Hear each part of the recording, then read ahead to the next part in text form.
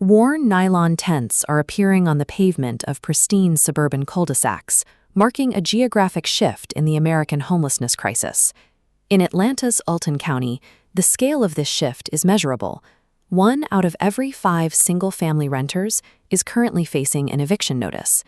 This mass displacement is happening in the absence of a localized recession.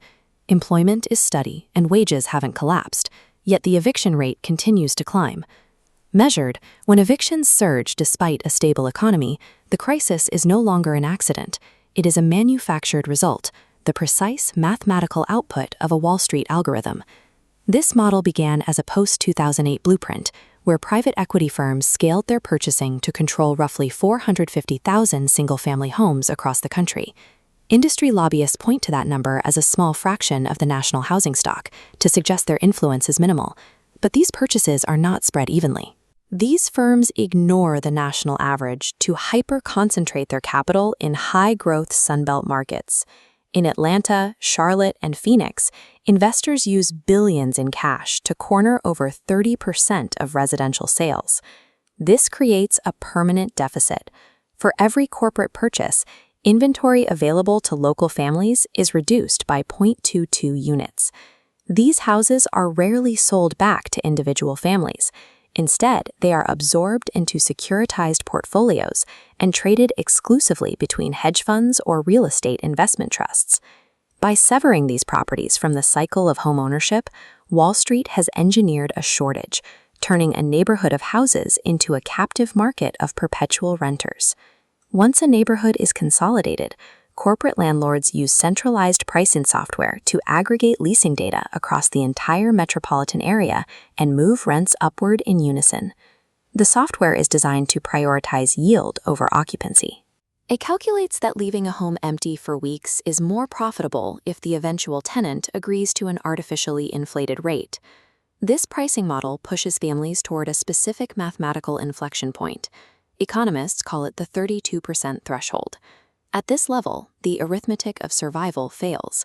When rent consumes nearly a third of a paycheck, a single financial shock instantly triggers a lease default. The algorithm is aware of this limit. It is engineered to probe the absolute ceiling of what a family can pay, pushing them to the very edge of collapse. While a local landlord might negotiate a payment plan during a family emergency, institutional owners operate on automated efficiency. The moment a payment is missed, the software initiates the eviction protocol. There is no human intervention and no room for negotiation. Data from a Federal Reserve shows the result.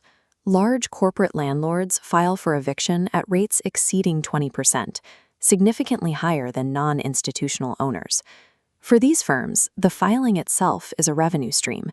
They attach legal fees and administrative penalties to the debt, turning the eviction process into an additional profit center. The corporate model functions as a displacement factory, cycling through families to reset the ledger and mark up the rent for the next occupant. The impact of an automated eviction remains on a renter's record long after they've left the property. Modern tenant screening software flags these filings instantly.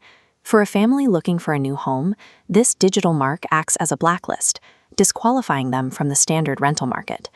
Once excluded by the software, the only remaining statistical probabilities are extended stay motels, passenger vehicles, or a tent. This screening process creates a permanent barrier, mathematically ensuring that once a family is flagged, they are effectively erased from the traditional housing ecosystem. According to the Department of Housing and Urban Development, over 745,000 Americans are currently experiencing homelessness, the highest figure on record. The geography of this crisis matches the corporate footprint. The areas targeted by institutional capital hold only 15% of the population, but they account for 47% of all homelessness. This trajectory is driven by Wall Street's requirement for compounding growth. The financial architecture demands annualized rent increases of 5 to 7%, regardless of whether local wages stay flat. By 2030, industry forecasts suggest institutional investors could scale their portfolios to control 40% of all single-family rental homes in the U.S. Without legislative intervention to cap ownership and restrict algorithmic pricing, the tent cities currently lining these highways will become the standard feature of the American suburb.